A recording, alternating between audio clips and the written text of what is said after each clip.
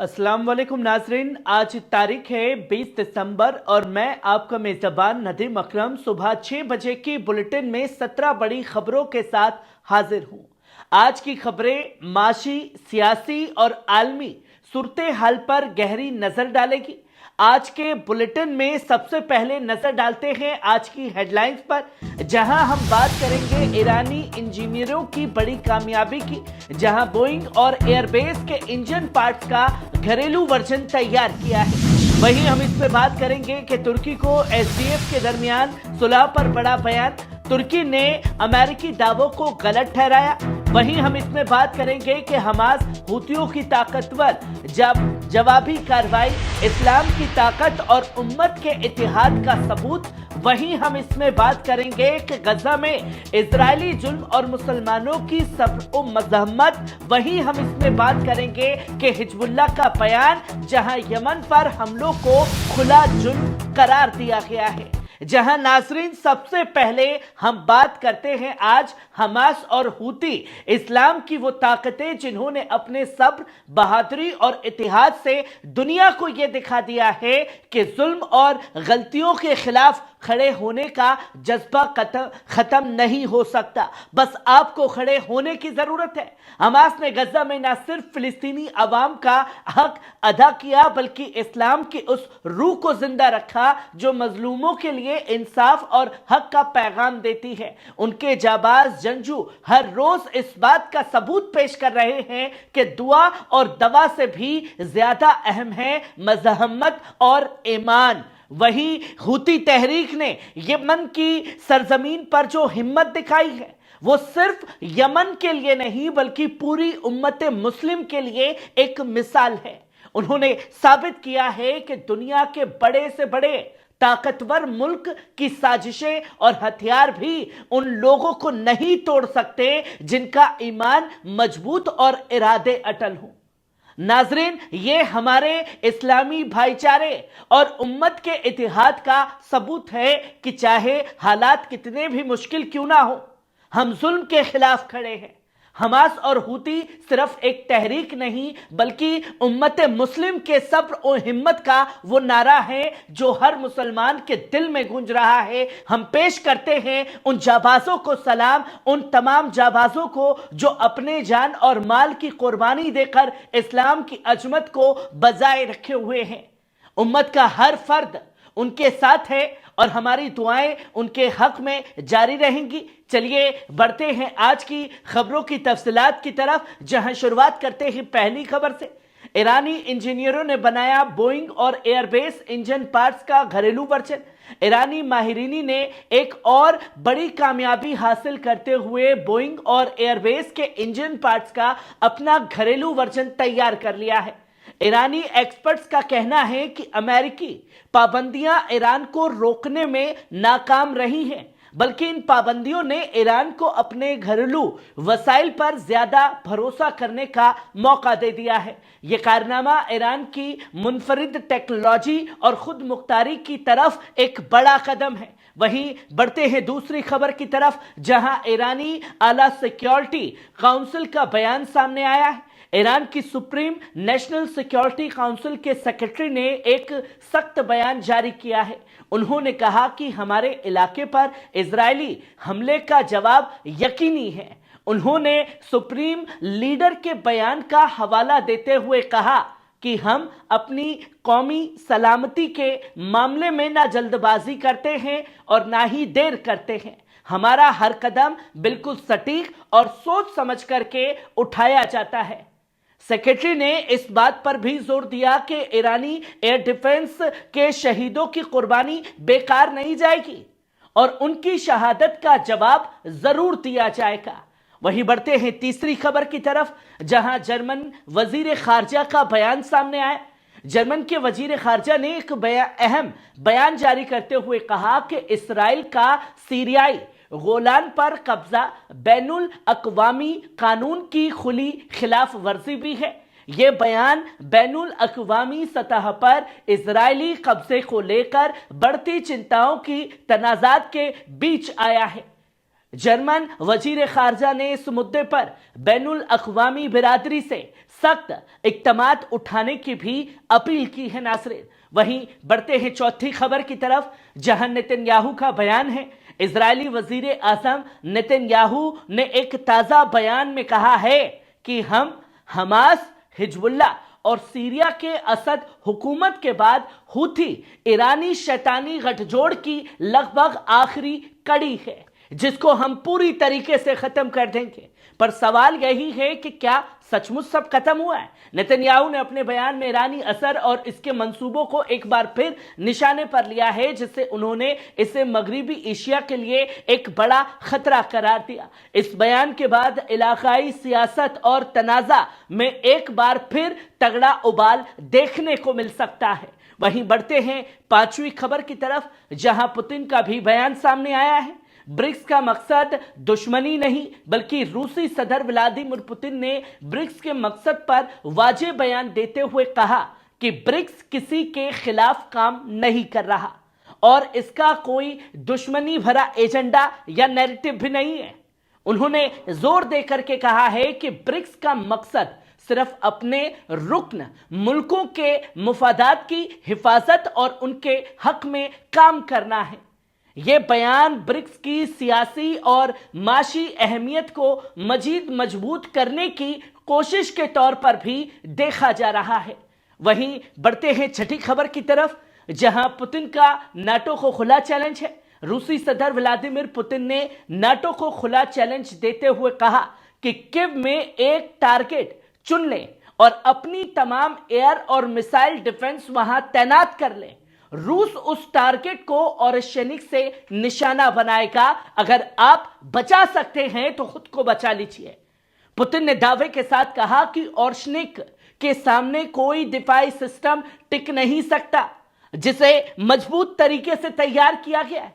उन्होंने जोर देकर के कहा कि दुनिया रूसी टेक्नोलॉजी की बेमिसाल ताकत और सटीक निशाने को देखेगी। यह बयान रूस और नाटो के बीच पहले से जारी तनाव को मजीद बढ़ा भी सकता है, साफ तौर पर टिका हुआ दिखाई दे रहा है। वहीं सातवीं खबर आप देख सकते हैं, जहां न्यूक्लियर वॉरहेड्स, अमेरिका ने एक ताजा बयान में दावा किया है कि चीन के पास अब 600 ऑपरेशनल न्यूक्लियर वॉरहेड्स मौजूद है। रिपोर्ट्स के मुताबिक चीन ने न केवल अपने न्यूक्लियर असलहे की तादाद बढ़ाई है, बल्कि इसकी तजुर्बाकारी और जदीद में भी खासा सुधार किया है।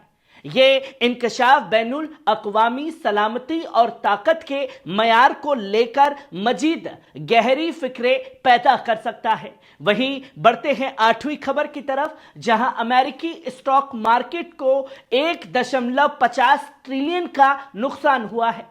CNN की रिपोर्ट्स के मुताबिक अमेरिकी स्टॉक मार्केट ने अपनी कीमत में 1.50 ट्रिलियन का भारी नुकसान झेला है। यह इकोनॉमी नुकसान ग्लोबल मार्केट पर गहरा असर डाल सकता है, जिससे सरमायाकारों में बेचैनी बढ़ रही है, जिसकी तस्वीर लोगों के सामने आई है। वहीं आप नौवीं खबर अपनी स्क्रीन पर देख सकते हैं। 2030 तक इजराइल में 1 लाख फौजी होंगे माजूर। इजरायली मिलिट्री की एक ताजा रिपोर्ट्स के मुताबिक 2030 तक माजूर फौजियों की तादाद 1 लाख तक पहुंच सकती है।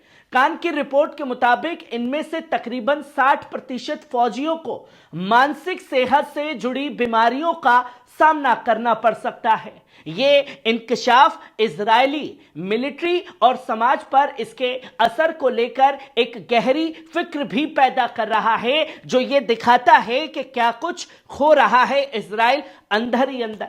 वहीं आप 10वीं खबर भी अपनी स्क्रीन पर देख सकते हैं। अमेरिका ने ईरानी IRGC के डिप्टी कमांडर और शहीद अमेरिका ने ईरान के IRGC एयरस्पेस फोर्स के डिप्टी कमांडर और शहीद 136 सुसाइड ड्रोन बनाने वाली 2 कंपनियों पर सख्त पाबंदियां लगाई हैं।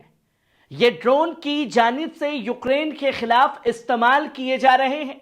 अमेरिका ने इस कदम को अंतर्राष्ट्रीय सलामती के लिए उठाया गया जरूरी कदम भी करार दिया है।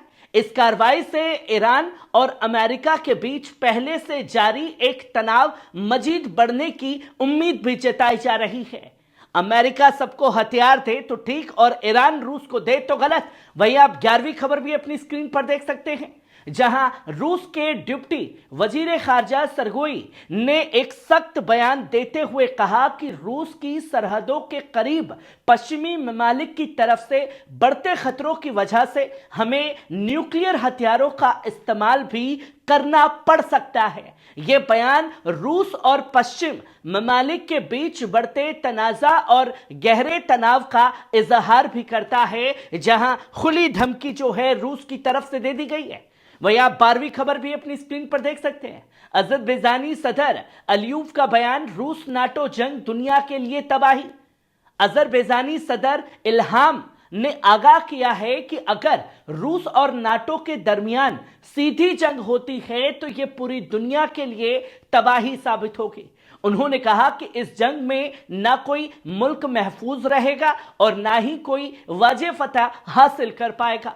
सदर का यह बयान मौजूदा ग्लोबल तनाज़े और सलामती के लिए बढ़ते खतरों की तरफ एक गंभीर इशारा भी करता हुआ दिखाई दे रहा है और अज़रबैजान की गद्दारी सभी को मालूम है, जिसने रूस के आगे खुद को सरेंडर कर लिया है। वहीं आप 13वीं खबर भी अपनी स्क्रीन पर देख सकते हैं, जहां इजरायली जुल्म और नाकाबंदी के दौरान अब तक गजा में 45,129 फलस्तीनी शहीद हो चुके हैं। लबनानी चैनल अल मायदीन के मुताबिक सिर्फ पिछले 24 घंटों में 32 और फलस्तीनी शहीद हुए और 94 जख्मी हुए। इजरायली हमलों के चलते जख्मियों की तादाद बढ़कर 1,07,338 हो गई है। वजारत ने यह भी बताया कि 14 महीने से जारी इस जंग के बावजूद इजरायली निजाम अपने मकसद जैसे कि हमास का खात्मा और अपने गिरफ्तार अफराद की वापसी हासिल करने में नाकाम रहा है, जिसकी तस्वीर लोगों के सामने है। वहीं आप 14वीं खबर अपनी स्क्रीन पर देख सकते हैं। अल-कसाम ब्रिगेड का ऐलान, जबलिया में इजरायली अफसर और 3 फौजी हलाक हुए हैं। हमास की मिलिट्री विंग अल-कसाम ब्रिगेड ने ऐलान किया है कि आज सुबह जबालिया कैंप में उनके एक जाबाज ने इजरायली अफसर और 3 सिपाहियों को चाकू से हमला कर हलाक कर दिया, उनके जाती हथियारों पर कब्जा भी कर लिया। इसके साथ ही अल-कसाम ब्रिगेड्स ने 18 दिसंबर को इजरायली कब्जे वाली फौज के कमांड और कंट्रोल सेंटर को नेत्स नाम के मकाम पर 107 mm रॉकेट से निशाना बनाया था।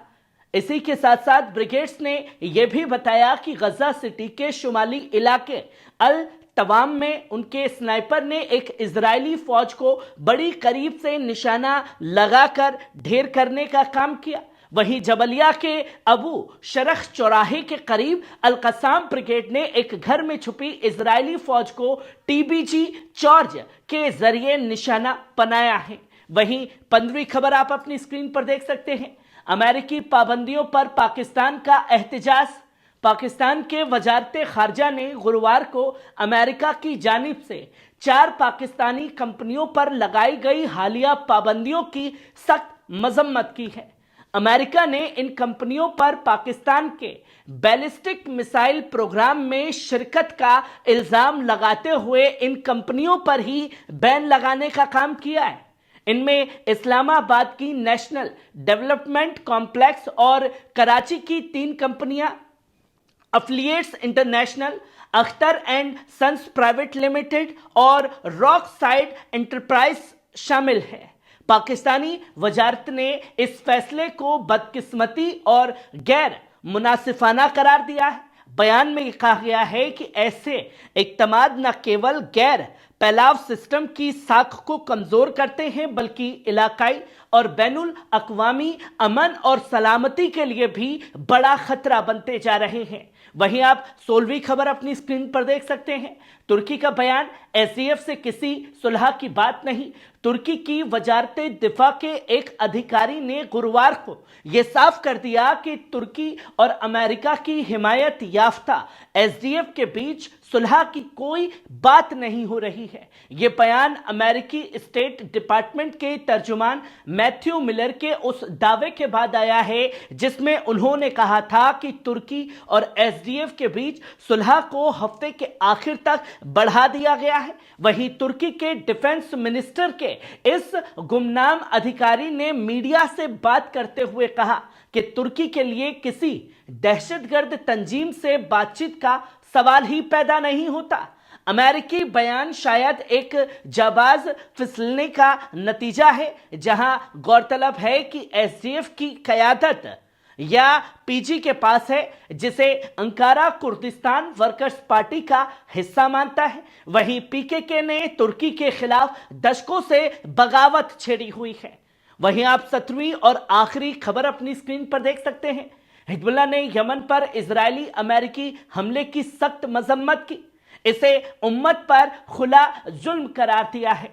हिजबुल्लाह ने गुरुवार को यमन पर इजरायली अमेरिकी हमले की सख्त मजम्मत करते हुए इसे शहरी और इंसानी कानून की खुली खिलाफ वर्जी करार दिया। हिजबुल्लाह ने बयान में कहा कि यह हमला ज़ियोनी वहशत का एक और सबूत है और हमारी अरब और इस्लामी उम्मत खासतौर पर फ़लस्तीनी, लेबनान और सीरिया पर जारी जंग का सिलसिला भी शामिल है। दोस्तों, वहीं बयान में हिजबुल्लाह ने यह भी कहा कि यह हमला यमनी अफवाज की सटीक और ताकतवर कार्रवाइयों से दुश्मन की नाकामी का नतीजा है, जिसे इजरायली फौज की सलामती और मिलिट्री सिस्टम की कमजोरी को बेनकाब करके रख दिया है यमन के हूतियों ने। वहीं हिजबुल्लाह ने आज़ाद उम्मतों और मुख्तलिफ ताकतों से इस हमले के खिलाफ इत्तेहाद और मुकाबले की अपील की है। उन्होंने दुश्मन को एक सरतान यानी कि कैंसर जो पूरी उम्मत के लिए खतरा है करार देते हुए जोर दिया कि इसे सिर्फ सब्र और मजहमत से रोका जा सकता है। हिजबुल्लाह ने यमन के बहादुर अवाम और उनकी क़यादत के साथ मुकम्मल यकजहती का इजहार करते हुए यकीन जताया कि ये जुझारू और बहादुर कौम अपने मजहमत के रास्ते पर चलते हुए दुश्मन को पीछे हटने पर मजबूर करेगी। तो नाज़रीन, ये थी आज की 17 बड़ी खबरें। आपको कौन सी खबर सबसे ज्यादा पसंद आई? कमेंट बॉक्स में आकर के अपनी राय जरूर दीजिएगा। शुक्रिया।